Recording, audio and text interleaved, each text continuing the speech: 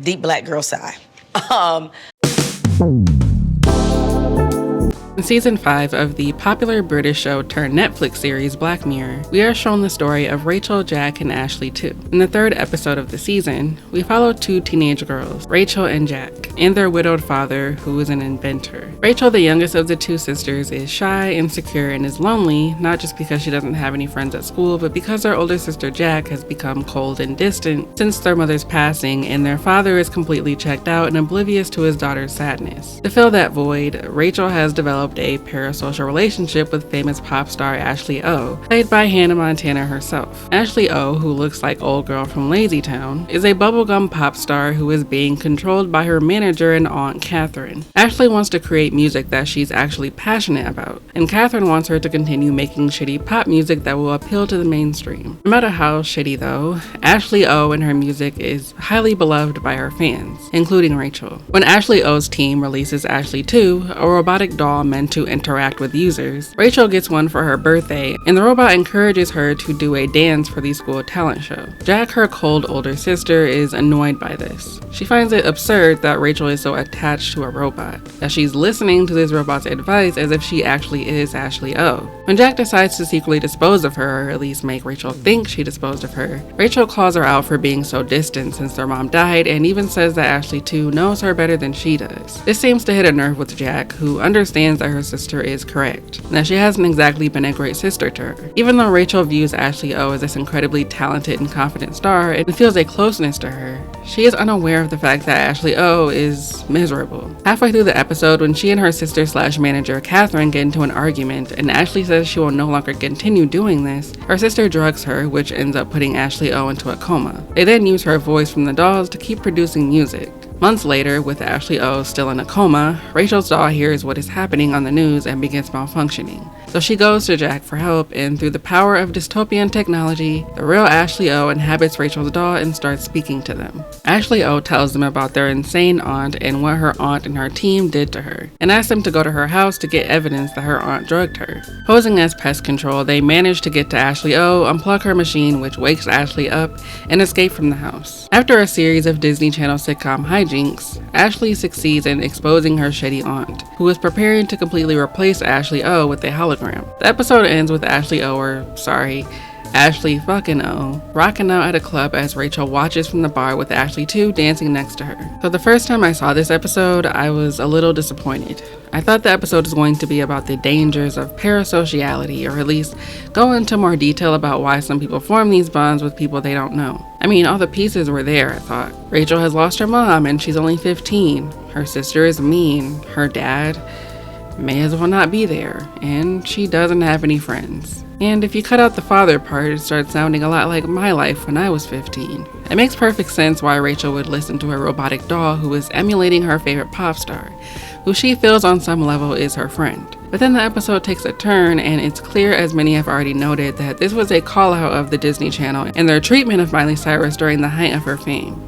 They literally escape from Ashley O's house in a pest control vehicle that has mouse ears on it. At the time the episode came out, people had some mixed feelings about it. Stuart Heritage wrote in The Guardian that it was the Black Mirror-iest Black Mirror to ever Black Mirror, which, according to him, makes it the worst of all. I wouldn't say it's the worst of all. Rewatching it for this video, I had a little more fondness for it than I did before, and I don't think it's that bad. But it is a little disappointing because the episode is seemingly trying to tackle two separate issues. One being parasociality, and the other being the way pop stars and musicians are exploited, and the former issue sort of falling by the wayside. Looking at this now in the context of, say, Free Britney, you could see this as a metaphor for that movement.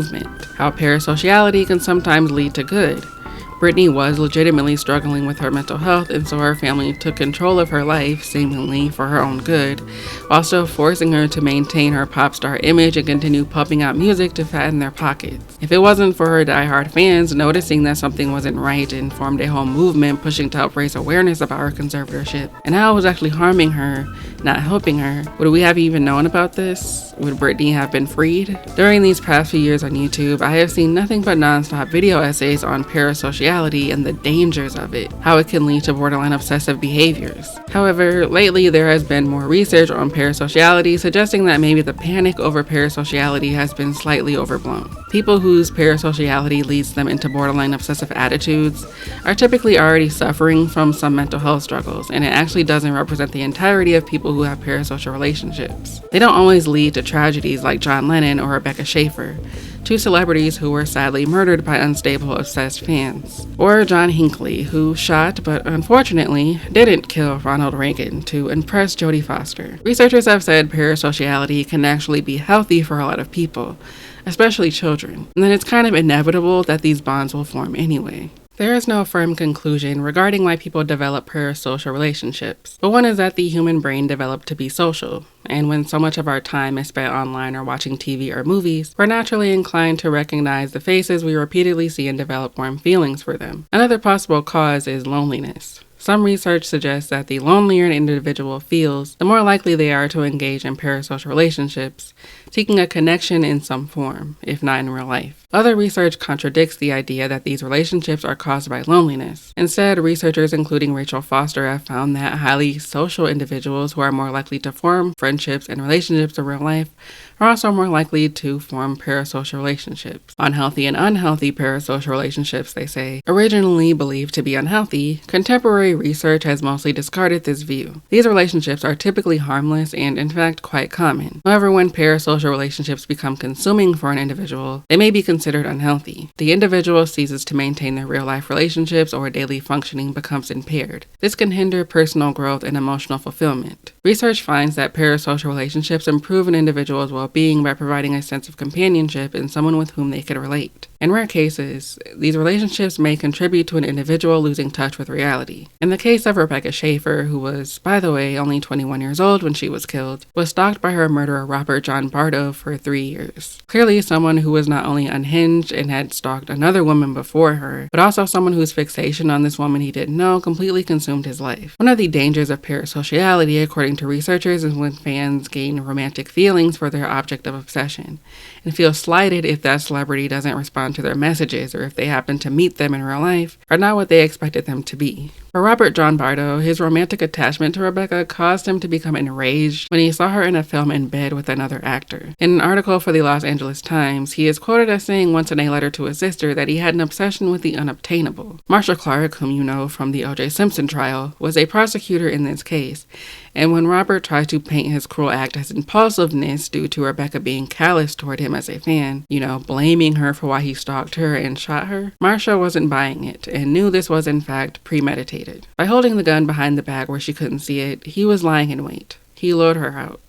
I think he was holding the bag, so that when she opened the door, he had the gun behind his back. That's what the tape showed. He was planning the murder even before she was callous. The story of Rebecca Schaeffer is one that I'd heard of before during my true crime days when I spent hours after school watching little documentaries on TV on Hollywood's most infamous scandals and murders. It's a story that I don't look into very often because it genuinely makes me upset. It is such a disturbing and tragic story of this poor woman who was just starting out in her career and minding her damn business, not knowing that this man who previously was brushed off as just an intense fan was going to one day take her life. What struck me about the case is the naivete of everyone involved, Clark said. When Bardo surfaced at the studio, the guard thought, "It's a lovesick fan," and thought nothing more of it. So she never knew this guy was actually tracking her. My memory of it is no one assigned a great deal of significance to this guy, and that's understandable at the time. Probably 100 guys like that showed up and never appeared again, and never caused a problem. That's what's so scary about this story.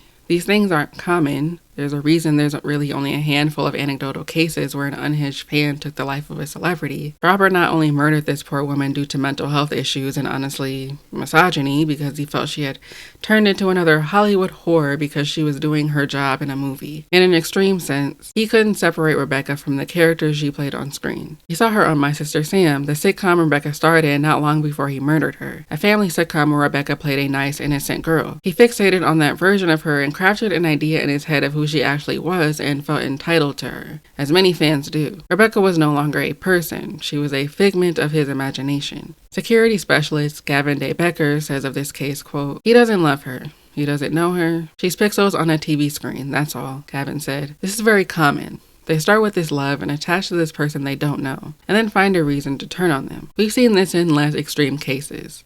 Celebrities like Jeff Goldblum or Dolly Parton, celebrities whom the public decides is an angel if there ever was one, idolize them and treat them as though they are perfect and can do no wrong. Then when those people inevitably say or do something that rubs them the wrong way, the pendulum swings completely in the other direction. This thin line between love and hate that fans have with celebrities is not anything new. It just feels that way because of the internet." You ruined everything, you stupid bitch. All in all, we all know and understand for the most part that fans, at best, can be really weird with celebrities, and at worst, can be murderous. But more importantly, for this video, I want to examine the really weird parts. Going back to the Psychology Today article, they say that it's not realistic to expect people to not become attached to these celebrities they see on TV every day. The actors who play TV characters that you love on long-running shows that you've been watching religiously and that maybe formed online communities around. It is especially unrealistic in today's world to expect parasociality to die down. How could you when your For You page is full of celebrity interviews of them talking about mundane things that would not be interesting if they were not celebrities? Or videos of celebrities literally taking you into their home and showing off how rich they are. Outside of the people you see on screen, directors and showrunners are also dealing with fans who adore their work and like to get into their heads as they explain to an interviewer their process. When these people say things that we like, things that we agree with, or they align with us politically, that only makes us love them more and makes us feel like, because we share some ideas in common, that we know them intimately. We begin to trust them to the point that if it is revealed that those celebrities may not be as perfect as we once thought, some of us may have a hard time believing it. Now, ignoring the extreme tragic cases, I think instead of mocking people for their loyalty and trust of a person they don't know, and probably will never know, we should try to empathize and understand the nuanced reasons and emotions behind it. Why are people so defensive of certain celebrities? And why does our likeness for them make us feel like we can trust them, even when it defies all logic and reason? And then I decided to share that I had seen a side of Bill Cosby that was absolutely not okay and not anything like anybody could possibly imagine.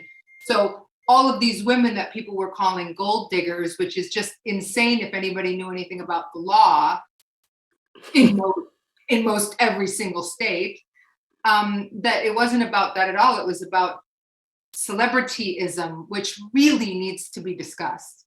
Yeah, and that was actually, yeah, go ahead. No, just celebrityism.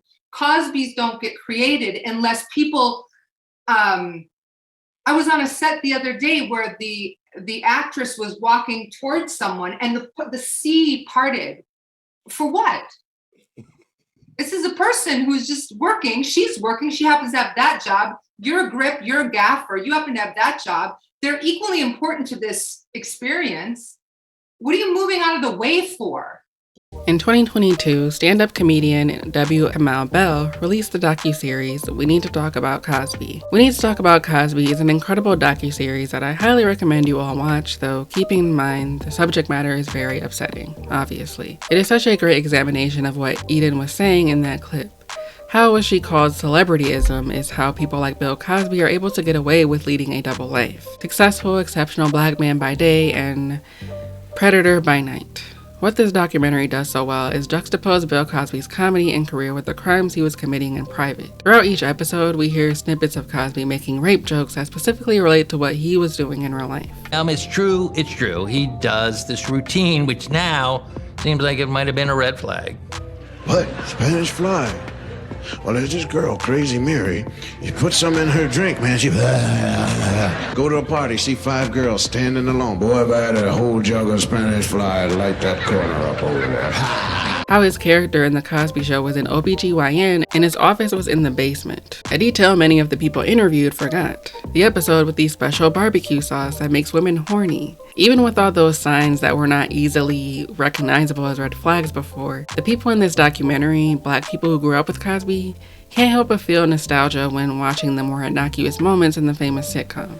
The thing that made Bill Cosby so special and why he was so important to black people is because he was one of the first black men in Hollywood to achieve that level of success and recognition. He wasn't just a comedian with a goofy voice. He had been accepted by the whites. White people loved Cosby because his comedy was safe and wasn't filled with jokes about racism. He was seen as a neutral figure who could appeal to everyone because he didn't make the white people at home feel uncomfortable. And when he began teaching kids reading and writing skills on PBS, it only helped to secure this wholesome fatherly image. When Kamau Bell shows them clips from his appearances on The Electric Company, they react with fondness, their nostalgia reminding them why they loved him so much. But Bill Cosby wasn't just a nice black face on screen. He was actually making changes in the industry. One of them being forcing movie producers to hire black stunt actors to double black actors, something that was not the norm. A black actress by the name of Gloria Hendry, who was also a Playboy bunny and recounted the story of a white man doubling her once in a film she was in called Live and Let Die, tells Camille that that's the Cosby she knows. The Cosby who wanted to make things better for black people. Human beings are human beings. So to put all that, it's difficult. A black documentarian, Noni Robinson, who interviewed him in 2014, but cut the footage after learning about the rape allegations, says she can't speak to the allegations because that wasn't her experience with him. And like with Gloria Hendry, she says, that's the Cosby she knows. But why must we experience what his victims experienced to believe he victimized anyone? Noni says when she interviewed him, she beamed and was more than satisfied with their interaction, and I think it's valid to feel that way. I've never met Cosby, and I hope I never do, but I'm not gonna lie, when they played some clips from his stand-up, the ones that weren't rapey, I did chuckle, and then hated myself for it. When a famous person is outed as a predator or an abuser, people sometimes feel the urge to diminish said person's talents or accomplishments. I'm comfortable saying that I do on some level understand why people liked him and why people thought he was funny. R. Kelly was a great singer, and he made music that black people loved, and we don't have to pretend like their work wasn't meaningful to us because we've discovered who they truly are. And when it comes to film and television, as one of you pointed out in my community posts, there are so many people who contribute to a person's art. It's not a one-man show. In conversations about separating art from the artist, you often hear people say that when someone's art is out in the world, it no longer belongs to them. And whatever that piece of art is still worth loving. I think I agree for the most part. Jeepers Creepers, for example, is one of my favorite horror movies. The opening scene of Trisha and Derry driving down an empty road as a big ugly truck slowly creeps up on them will forever be one of my favorite scenes from a horror movie ever. The movie reminded me of the eeriness of 70s horror films that is hard to capture nowadays. It's a gross, fucked up movie that was made by a convicted pedophile. The thing is, I had no idea at the time when I watched this, and I didn't know for a while. It wasn't something that was on my radar in the ways other rape allegations against famous men in Hollywood were. When I found out, I felt really uneasy about it, especially since the franchise has continued with its most recent installment coming out in 2022. I haven't been willing to watch the last two in full because, well, they're bad, and I just feel icky. And how can you not feel icky? How can you not feel icky when hearing Bill Cosby joke about putting things in women's drinks so that he could rape them? Something this docuseries does so well, showing the ways Bill Cosby himself was imbued in his work. It wasn't like he joked about it a couple of times. It was something he consistently joked about throughout his career. Oh, the famous Larry King live clip. A lot of you have seen it. But did you know that he was there promoting his book, Childhood? And Childhood has an entire chapter about Spanish Fly. And Spanish Fly is mentioned in the book 15 times. Talking about the Spanish Fly, you just got to put just a pin, just the head of a pin, and oh boy, God bless America. Whoa. Whoa. But Cosby, from almost day one, was telling us that he was willing to and didn't think anything was strange about putting things in women's drinks to get them to do what he wanted them to do. Joke about something enough and it starts to feel like you're not really joking.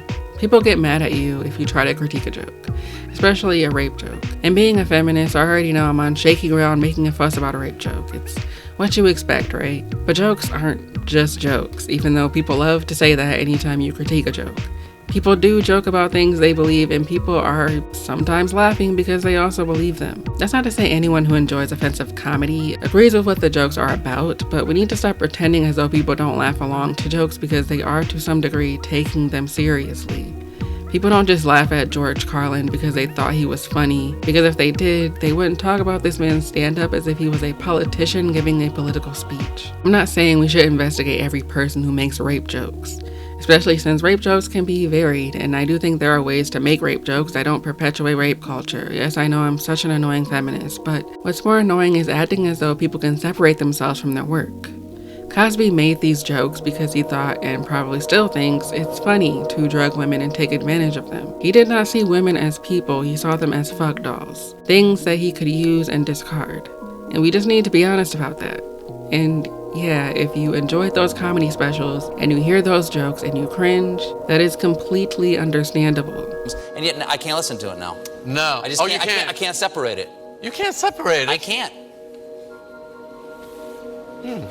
I'm just gonna say here, I have never seen a single episode of Seinfeld outside of catching a few scenes here and there because my mom watched it all the time, but I just fucking hate Jerry Seinfeld. He is such an annoying, whiny ass bitch, I swear. But his reaction here is indicative of a lot of people's attitudes around this topic. What do you mean you can't still enjoy that stuff? What are you, a weirdo? It's the scoffing for me. People like this, and I'm not trying to put you all in the vein of Jerry Seinfeld, he sucks, but people who think like this find that it's childish for people to not be able to separate the art from the artist. As if only a mature grown-up can turn half their brain off and the immature can't. Here's the thing. There are a lot of people who don't give two fucks about who directed their favorite movie. They don't care about their opinions, political views, favorite food, favorite color, or even their domestic violence record. And that's valid. You don't have to care. And if you find out that a director who is behind your favorite movie is a piece of shit, and you still don't care, that's also fine. But it's also fine for other people to care. Some of us can't just turn off our brains and ignore all that we know about a person. People act like it's childish to let your emotions cloud your opinion of famous people and their work, but it's not, and for a lot of people it's kind of impossible. Something that is very evident in the Cosby docuseries, because it also works in the opposite direction, where people find out that their favorite celeb is a predator, but refuse to believe it. But why would you refuse to believe something about someone that you don't know? Why is there trust in this stranger leading you to think that nearly 100 women got together in a basement one night and concocted a plan to bring down America's dad? Is it partially because you can't separate the art from the artist? Well, yeah. Being known as America's dad can really disarm someone from being tapped into and tuned into what their intuition is telling them, because this brand is overriding. We trust someone without really taking the time that it requires to trust someone. Kamau Bell interviewed several of Cosby's victims. During their encounters with Bill, almost all of them describe how Bill did in fact offer them a pill and that they took it with no hesitation. Some people who are inclined to blame victims might ask, but why? Why would you take a pill from someone you don't know? Well, for the same reason you're defending him. It's Bill Cosby. And you trust him because he's Bill Cosby, America's dad. He could never do anything wrong. Bill Cosby's good guy, wholesome goody two-shoes image is what convinced many of these women that he was actually as good of a person as he portrayed himself. Why do we fault victims for doing the very thing that we do with these famous figures? In the same way Cosby defenders just couldn't believe he would do such a thing, his victims also didn't think that. Until he did. So, what happens in sexual assault?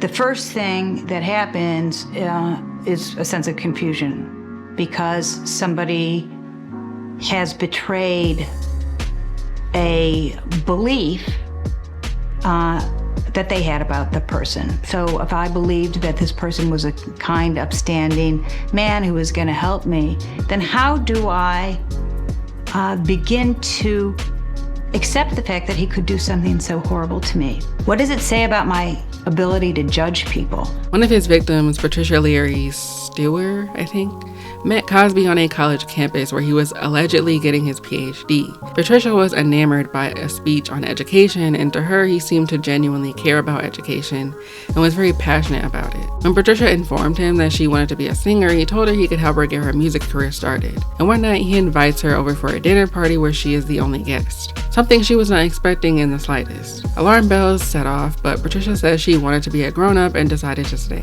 Cosby suggested they do some improv work and offered her a drink to help her relax and pushed her to drink more. Halfway through the drink, Patricia began to feel unbalanced and thought that was weird because she hadn't even finished her drink. The only thing she remembers next is waking up naked with him standing over her. When she came to and asked Bill what happened, he told her that she got drunk, threw up, and passed out in his powder room. She, of course, did not remember any of that happening and felt that she had completely humiliated herself. She blamed herself. It wasn't until years later when the exact same thing happened again and she finally connected the dots. This is also the purpose of drugging a victim, so that they gaslight themselves. They don't know that this was premeditated, that there was grooming involved in getting her to whatever room it was, that all this was orchestrated intentionally for her to not have the ability to know that her consent was violated. When she confronted him, he told her she was being ungrateful. Something one of the interviews says about Bill Cosby is that it's not that he didn't think what he was doing wasn't wrong, but that he felt he could do it because he's Bill Cosby. And I believe him. I mean, why wouldn't he think that when he was constantly getting away with it because of his power, influence, and admirability? Something victim blamers love to say when these allegations come to light is, well, why didn't you come forward when it happened? As if them coming forward at the time of the crime would make them believe them more. We all know that isn't true. But I like to ask, why do you think they wouldn't come forward? Is it perhaps because it was the 20th century and as much as rape culture is still pervasive in our society today, it was significantly worse back then? Is it maybe because women aren't believed about these things no matter when they come forward, or because rape cases aren't always prosecuted, or because the man who assaulted them is America's fucking dad and they're just some woman? In the docuseries, Kamau Bell says something really poignant, which is that the people who defend Cosby defend him because they think they know him. And because they don't know his victims, they don't believe them. Again, this inability to separate art from the artist clouds our judgment even when Bill says with his own mouth that he gave Quaaludes to women. His defenders don't want to give that statement any merit. Instead, they come up with conspiracy theories about how Bill Cosby was supposedly in the process of buying NBC, and that's why this all happened, to prevent a black man from becoming too successful. We'd rather believe that than believe that this man that we don't fucking know may not be who we thought he was. I think many of us don't want to lose the way that those kinds of scenes make us feel and what they meant for us watching at the time. But the reality is, the reality is the reality. In a 2019 Vox article by Constance Grady, she goes into the history of the concept of separating the art from the artist. It was something developed by the new critics at the start of the 20th century, who felt separating the art from the artist was imperative for analyzing a piece of work. The idea of separating art from artists was one of the major critical tools of the new criticism of the early 20th century. The new critics burst onto the scene just as the study of English literature was coming to be seen as worthwhile, rather than as a waste of the attention that should have been paid to the classical literature of antiquity. Their intention was to save literature from the accumulated mythology of the 19th century, to elevate it from an art to a science. And to do so, they created the idea that a work of art must stand on its own. They felt if a piece of work couldn't stand on its own or couldn't be analyzed without the artist's personal life getting in the way, then it wasn't good art. Constance notes that this tool can be useful in educational settings where students can analyze someone's work and not have to take extra time scrutinizing their life. That's why new criticism is one of the first kinds of literary analysis many students learn in school. And with it, they often learn that there is nothing worthwhile to be gained from thinking about the way an author relates to their text. It's from here that we see more of the reflexive admonishments that we must separate artists from art, that to do otherwise is childish. After all, it's what we're taught in school. If I were to lean on new criticism in dealing with Edward Scissorhands, I could say very simply that all that matters is the things that the movie makes me feel, and any ideas I have about depth separately from the movie are irrelevant. They should be set aside. The movie itself is pure and separate from the rest of the world, and it is all that counts. There's also the death of the author theory developed by Roland Barthes in 1967, who suggested that when it comes to literature, the reader recreates the text in which they are reading and the author themselves dies. So when I read Carrie by Stephen King is dead, and my interpretation of the story is the only thing that matters. But for Bart, none of this background information would be pertinent in reading Macbeth. Meaning to Bart lies in the language of a text itself, and whatever impressions the reader creates from it. The author is less of a god and more of a mere scripter. And according to Barthes' contemporary Foucault, the work, which once had the duty of providing immortality, now possesses the right to kill, to be its author's murderer. Something Lindsay tackles in this video is the fact that in this day and age, death of the authors, separating the art from the artist, isn't as simple today as it may have been in 1967. She uses J.K. Turf Rowling, who has been very much a part of the Harry Potter franchise since its inception, and her attachment to the Harry Potter series is still alive and well. And when she, years later, starts retconning things that were not included in the text, it will have an effect on the way fans view that work. And even in 2007, that kind of intent declaration was already begging the question if representation just for representation's sake, especially when there is no actual reference in the text to Dumbledore's sexuality, was actually helpful, or if it was just shoehorn tokenizing for the sake of staying relevant. It is, in effect, claiming representation without having to do any of the work of including it in the text because, hey, authorial intent. Of course, authorial intent influences fan culture and inevitably creeps into the way people read the text. People take authorial intent as word of God and use it to shut down readings that conflict with the authorial's post-scriptural intent. And that kinda sucks. I suppose that's what I'm getting at in this video. I personally think the concept of separating the art from the artist is an outdated concept because now, when celebrities' business is in our face constantly, where a director's take on their film is on our YouTube For You page, or how a celebrity's brand is becoming more and more pertinent, it is, in my opinion, naive to think that the personal life and opinions of an artist won't influence people's opinions of their work. Even people who have told me that they can separate the art from the artist and don't follow celebrities for their politics will tell me the next day that they're not a fan of Doja Cat anymore because she went on a not like other girls rant shitting on her girly pop music. And it's like, okay, so this person's personal opinion made you look at them differently? Yeah, no shit. Not being able to separate those things is not childish. It's human. And with that being said, we have to talk about Lizzo. Today on the show, we have our very first exclusive interview that you won't hear anywhere else. Our guest today was the center of a big controversial story last year. And today she's here to talk about her side of the story. Now, she is one of the most powerful and original voices in pop music. You might know her from her hit singles, Juice, my fave, or Truth Hurts. She's truly a self-made star who's won our hearts, won 4 Grammys, a Billboard Music Award, and a BET Award. I mean, the list goes on, as well as 2 Soul Train Music Awards. Woo! Welcome to the show, Miss Lizzo. And an Emmy. Wait a minute, what you did? Are you coming for the EGOT? When I first heard the Lizzo allegations back in 2023, I did not want to believe them. I was introduced to Lizzo like everyone else when the Truth Hurts song took over the entire world, and everyone had lifted this fat black woman up in a way that I didn't ever think was possible. I was so excited and elated seeing this woman succeed and not only creating music that uplifted women and fat women, but also used her platform to be an inspiration to others. She subverted norms, she wore revealing clothes, she twerked on stage while playing the flute, she was funny, she was pretty, and she made a lot of us feel seen. The Lizzo era almost feels like it was a dream. The idea that a country that not only hates fat people but despises black women, and fat black women at that, would celebrate this woman was astonishing. And it still astonishes me. For a lot of fat women, Lizzo was an oasis in a desert. She was breaking barriers, she was flaunting her body to the world, and was telling people that she was not ashamed of it. Part of why I noped out of the Lizzo discourse when those allegations came out is because 1, I didn't want to believe it, admittedly, and 2, I knew that the people who were going to cover the Lizzo allegations were not going to give it justice. I knew no one was going to bring up the fat phobia or the misogynoir that Lizzo experienced. The thing is, you cannot critique Lizzo without acknowledging those things. People on the left are fat phobic as fuck, and many leftists do not care to unpack their fat phobia. They don't ever want to address it as a serious political issue. Even when we talk about EDs and body image issues, we never want to acknowledge the fact that we will never be able to solve body image issues if we do not deal with our fat phobia. Because the people who felt vindicated after hearing those allegations do not feel vindicated because they knew all along. They didn't know shit. They hated her because she was fat, and now they have a legitimate reason to hate her. So yeah, I avoided the discourse for a while.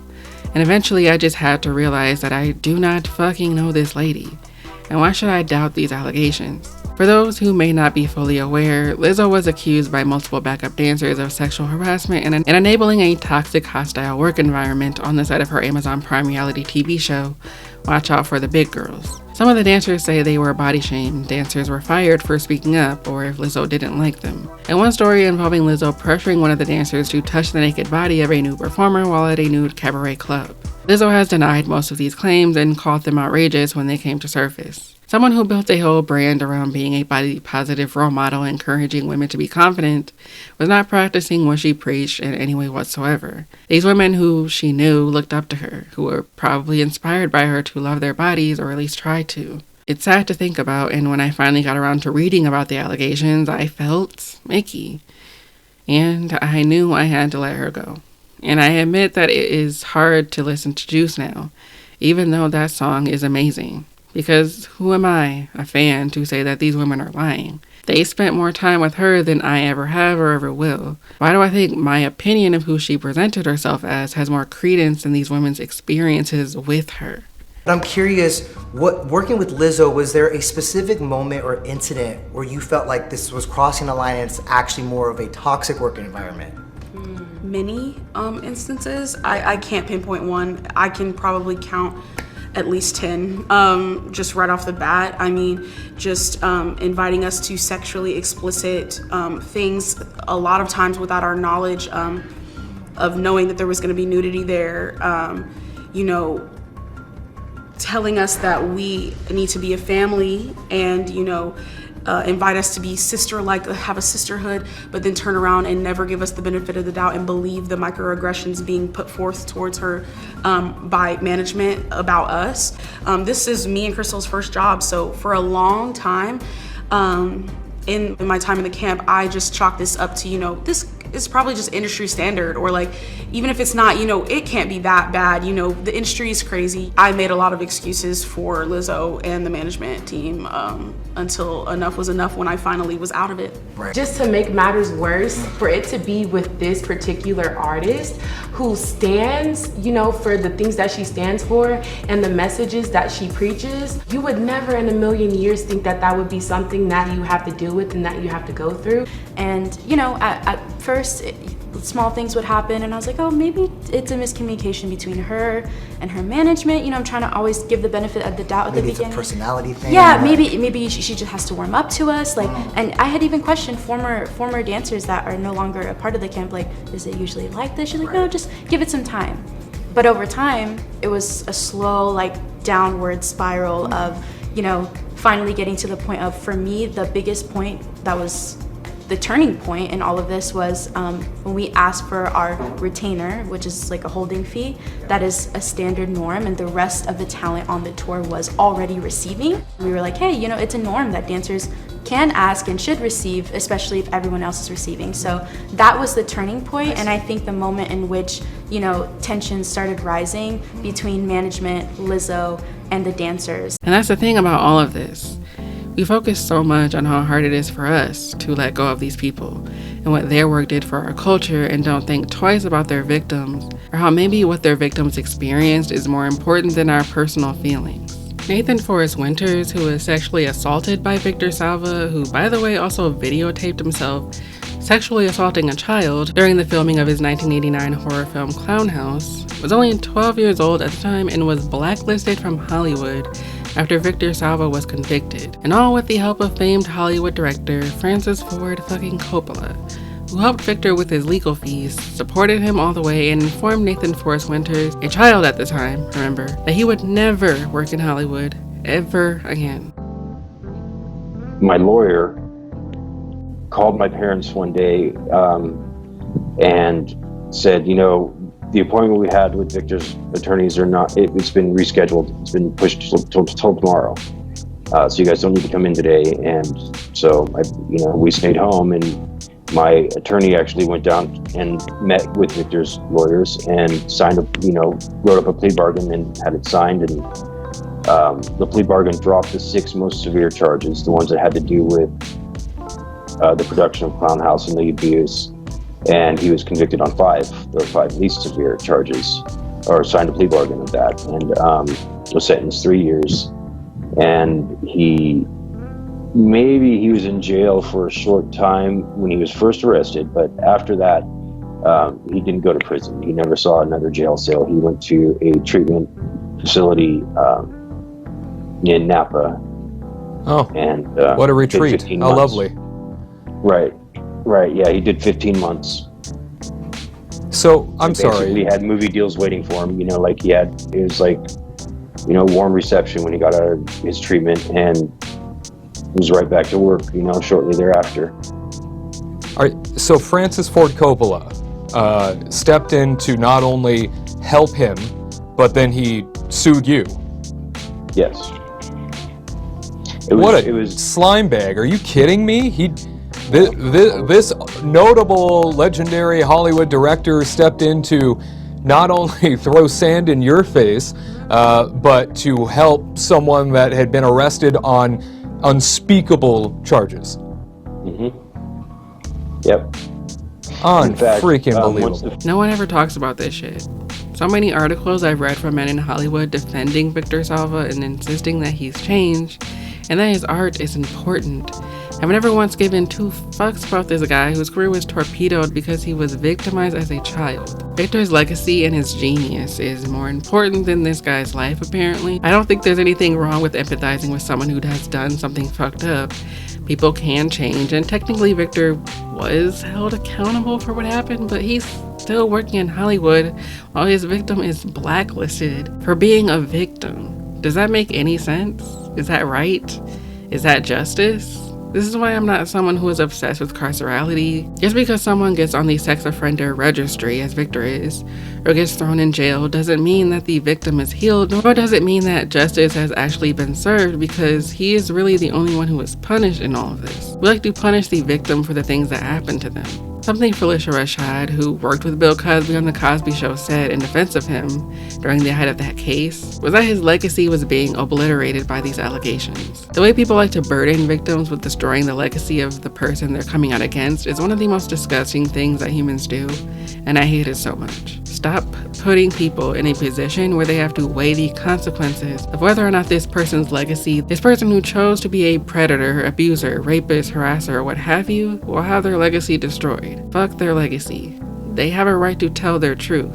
Why is someone's legacy more important than the truth? Now, to offer Felicia some grace, she is an older black woman, and older black women have this intense desire to protect black men at all costs. Like, I'm tempted to start calling it protecting black men syndrome because it's a problem. She also probably knows on some level, maybe even subconsciously, that people would drag her if she didn't defend him because black women are expected to stand by black men no matter what, even when they have harmed black women, like with R. Kelly. So I'm not going to get more mad at her than at Bill Cosby, but I still hate that she came out and said that. The thing about Bill, though, is that even if you don't believe the allegations, you do believe that Bill is not as pro-black as he makes himself out to be, right? People getting shot in the back of the head over a piece of pound cake. And then we all run out and we're outraged. Oh, the cop shouldn't have shot him. What the hell was he doing with the pound cake in his hand? Throughout the Cosby doc, Kamau Bell illustrates the way Bill Cosby's work and influence changed the way America looked at black people, by presenting an affluent black family and not a poor black family struggling to get out of the ghetto. One of the stars from the show who was interviewed, Doug E. Doug, is one of the more defensive interviewees. Anytime something about Bill is brought up, he brushes it off and maintains that he loves Mr. Cosby, and that he will never budge from that no matter the circumstances. I don't want to shit on this man. I think he is allowed to love Bill Cosby. Sometimes it's hard to break away from certain people, and he did work with him. But when they get to the pound cake speech, he says that people's reaction to it was overblown. He sounds like every other older black gentleman that I have encountered in my lifetime, and the shock of it just seemed overblown to me. Okay, he has a point. There are black people who do think this way, sadly. But in the same way we hate them for it, we should also hate Bill for it. Because it didn't stop with the pound cake speech. This was a whole tour he went on. Wrote a whole book about it and everything. Meanwhile, around this same time, he was accused of rape by Andrea Constant. Bill Cosby is on tape blaming black people for their subjugation, and he loves him so much that he doesn't want to recognize that or even chastise him for it. I don't want to shit on him for this because a lot of black people who defend him have this same attitude. But why? Why is Bill Cosby still seen as this prominent black figure when he is on tape preaching respectability politics and implying that a black child, deserves to be shot by the police for stealing pound cake? This came after Bill Cosby lost his own son in a shooting during a failed robbery, by the way. Republicans at the time praised him for this. Republicans, you know, those people that hate black people. Why the hell would you ever want them to agree with you? It doesn't make sense to me. Even my own mother defends him, and she was a single mom. And single moms are who Cosby scolds for the problems within the Black community. On top of that, should I remind you, he is a serial rapist this entire time. Allegedly, I guess. And as I said earlier, he did not see women as people. He did not respect his wife. On a lesser note, he clearly had a type when it came to Black women, so I'm comfortable saying he was a colorist as well. Like, everything I learned about this man, watching him in interviews acting like some smug asshole with his stupid ass glasses, I like him less and less. He seems like such a bitch. Also, he was so sensitive to criticism from journalists. This man thought of himself as an untouchable god, like he was such a fucking snob. We can honor what he did for Black people in the industry and also remember that while he was subverting norms around Black people, he was also perpetuating this idea that these are the kinds of Black people that should be celebrated. The ghetto Black people deserve to get shot for stealing food. This glorification of Black excellence is not something that I've ever been into because I don't believe that Black excellence is going to save us, but that's a conversation for another day. We can let go of Cosby. He was a predator, he chose to be a predator, and got up on his high horse looking down at Black people while he was at the same time drugging and raping women. Why is that someone you want to hold on to? I do get it, like with Lizzo, Bill offered something that we'd never seen before. When you find someone like a Lizzo or a Bill Cosby, we stand them, we expect them to represent all of us, to use their platform for good and place an enormous burden on their shoulders to continue being our hero. But is that fair? Is that right? I don't think so. Because that standing is part of what allowed Bill to do what he did and get away with it for so long. It's part of what kept his victims from feeling like it was safe to come forward. Something Jelani Cobb, a writer and dean for Columbia University, says in the doc is that maybe we should have invested in Cosby in the way that we did in the first place. And I think that should apply to everyone. We should never invest so much into someone we don't truly know. We should not treat people as superhuman because they feel like a beacon of light or because all of their songs are bankers. Bill was not a beacon of light for the women he assaulted. He traumatized these women, gaslit them, discarded them, told them they were being ungrateful if they confronted him. And then they had to go decades holding on to that trauma while watching the entire world fawn over their rapist and hold him up as the pinnacle of male greatness. We never like to talk about the ways that rape victims and abuse victims are re-traumatized, watching people, especially on the internet, discredit them and praise their rapists and make videos talking about how amazing they are. Helen Farrow is 32 and has been married for almost 8 years. She's a mother of a 16-month-old girl, and she's still carrying the emotional scars she says she got at the hands of her father. I loved my father. I respected him. He was my hero. And that doesn't obviously take away from what he did, but it does make the betrayal and the hurt that much more intense. I'm really sorry. Don't apologize. Don't apologize. I thought I could handle it. Are you crying because of what he said or seeing him? What is upsetting you? He's lying, and he's been lying for so long. And it is difficult for me to see him and to hear his voice. Listen, I do not believe in cancel culture, whatever the fuck cancel culture even is, because everyone has a completely different definition of it, and it's practically lost all meaning to me. But no, I don't agree with disposing of people who have done shitty things. People who defended Bill Cosby were upset that we were throwing an old man in jail, and I remember some even chastising people for celebrating him being found guilty. As I said, I am not pro-prison. But it's so interesting how when someone you like has been accused of something, suddenly it's, why are you guys always trying to cancel people? What about innocent until proven guilty, huh? People make mistakes. We shouldn't discard people because they fucked up. And while I don't totally disagree with some of those statements, these questions never seem to come up when they're critiquing the accusers. Now it's fine to cancel people and dox them and harass them and call them liars. Say definitively that they are lying. But when it comes to our favorite celebs, we want to exercise our empathy all of a sudden, and we no longer care about retributive justice.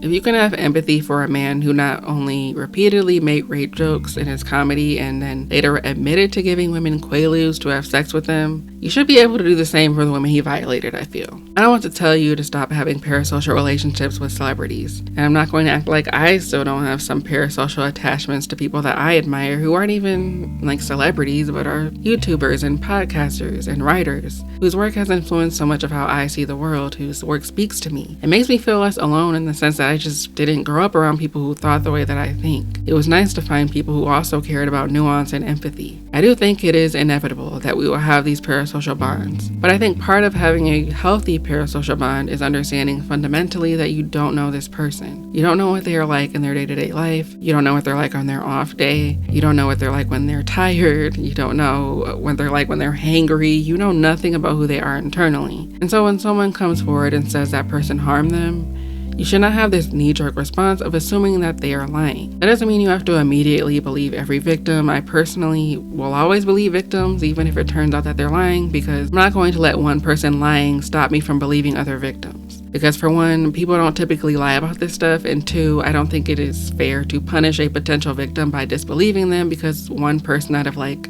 1,000 lied. But you don't have to be like me. You don't have to instantly believe victims if you don't want to, but I just behoove all of you to please think twice before deciding to get on the internet and attack their accusers because you want to hold on to this image that you have of this person. People who do this will claim that false rape accusers are just people who plan an entire hoax, like with Jussie Smollett, make it hard for real victims to come forward.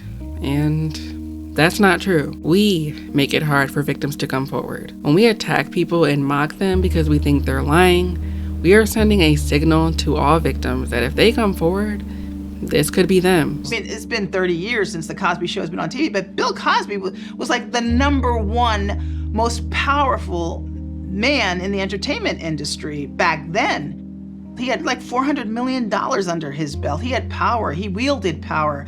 And so you're gonna speak against him, and who's gonna believe you? Bill Cosby is not even as famous as he was back then, and look at the scrutiny, look at the blaming and shaming that we're having to endure. And when we care more about the legacy of a person more than the harm that they inflicted on others, we are also telling victims that if they happen to have been victimized by a likable, lovable person, that will matter more than their trauma. And if I'm to offer even more empathy for the people who have a hard time believing that their faith is problematic, I understand not wanting to believe that someone could do something so horrible. What Cosby did was horrible, horrendous, disgusting.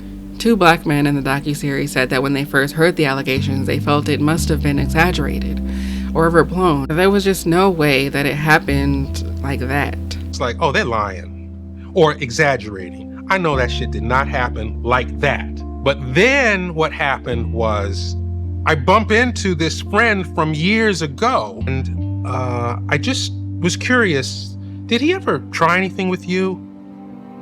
Silence, tears start coming down, and I don't know, it was an hour later, something like that. She spilled it all out, and she says to me, "Do you believe me?" And I said, "Yes, I believe you." I totally get it, because I was there too, because I am human. And that's what I want to end on here. We are all human beings. It is okay to be sad when your fave turns out to be majorly problematic. It's okay to find it difficult to continue consuming that person's work. For some of these people, it is impossible to talk about them without their misdeeds entering the conversation. You cannot say Woody Allen without immediately thinking of Dylan Farrow or Mia Farrow. You can't say R. Kelly without thinking about the P tape or Aaliyah. Like if you're at a dinner party at like Applebee's or some shit, and someone brings up the Cosby Show, 9 times out of 10, someone will bring up the rape allegations. It's just gonna happen. And yes, I know there's that John Lennon Onion article that pokes fun at people who are like this. The joke is mostly just about how it's weird that some people feel the urge to bring up really fucked up and distressing stories whenever a certain celebrity is mentioned, and I agree. I don't think bringing up these things all the time is always productive, but maybe we could work on a way to do it in a more productive way? ? Because I don't think it's realistic to expect people to not bring this shit up at some point. Lastly, we need to ask ourselves, do our complicated feelings and our grief matter more than the truth? And why can't we just allow ourselves to understand and accept the fact that 2 things can be true at the same time? Juice can be a great song and Lizzo can be a piece of shit. We can hold those 2 truths in our minds and accept that flawed people, even horrible people, can make and do great things, and that sucks. But the reality is the reality. Ray Fisher, who played Cyborg in the 2017 Justice League film, accused Joss Whedon back in 2020 of abhorrent, disgusting, and racist behavior on the set of Justice League, and said that his scenes in the film were cut down. This will be discussed more at length in a future video, but I wanted to end on something he said in the Hollywood Reporter article that detailed his experience with Joss Whedon and the executive producers at Warner Bros. Who protected him. I don't believe some of these people are fit for positions of leadership, says Fisher, who explains he's not looking for anyone to be fired. I don't want them excommunicated from Hollywood, but I don't think they should be in charge of the hiring and firing of other people. Fisher knows he's not going to win that battle, but he feels a point has been made. If I can't get accountability, he says, at least I can make people aware of who they're dealing with. The best we could do was think about a way that we could anchor this so that it was unavoidable, so that every household in America, to the extent that Black folks were still subscribing to Ebony, they had to engage. There was no more running. The only way out is through.